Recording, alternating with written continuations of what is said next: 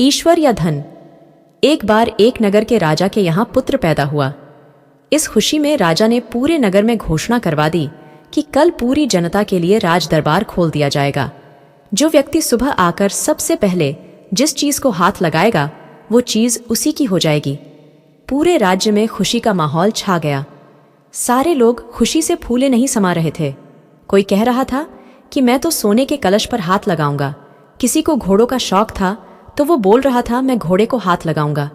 इसी तरह सारे लोग रात भर यही सोचते रहे कि सुबह वो किस किस चीज को सबसे पहले हाथ लगाएंगे।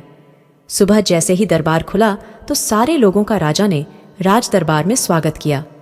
जैसे ही सबको अंदर आने का आमंत्रण दिया, सभी लोग राजमहल में रखी कीमती चीजों पर झपट पड़े। सबके मन में डर था कि कोई दूसरा पहले आके उनकी पसंदीदा चीजों को हाथ ना लगा दे। कुछ ही देर में दरबार का माहौल बड़ा अजीब हो गया। सारे लोग इधर उधर दौड़ रहे थे। राजा अपने सिंहासन पर बैठा ये सब देख रहा था और राजा को बड़ा ही आनंद आ रहा था। अचानक एक छोटा सा बच्चा भीड़ से निकलकर आया और राजा की ओर आने लगा। राजा उसे देखकर कुछ समझ नहीं पाया और इतने में वो बच्चा राजा के नजदीक आया और उसने राजा को हाथ लगा दिया। अब राजा उसका हो चुका था, तो इस तरह राजा की हर चीज उसकी हो गई।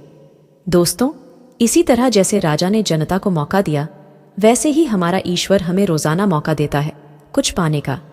लेकिन हम नादान हैं और ईश्वर की बनाई हुई चीजों को पाने में अपनी पूरी शक्ति लगा देते हैं।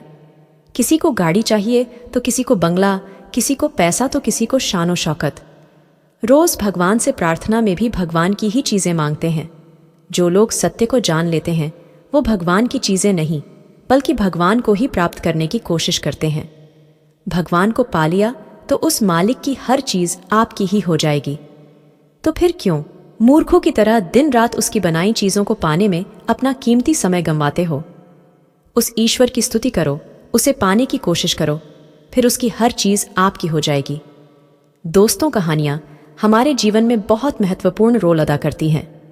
ये कहानी भी आपको एक अच्छी सीख देगी, ऐसी हमें पूरी उम्मीद है। आप इस कहानी को पढ़कर नीचे कमेंट बॉक्स में अपना एक कमेंट जरूर लिखिए।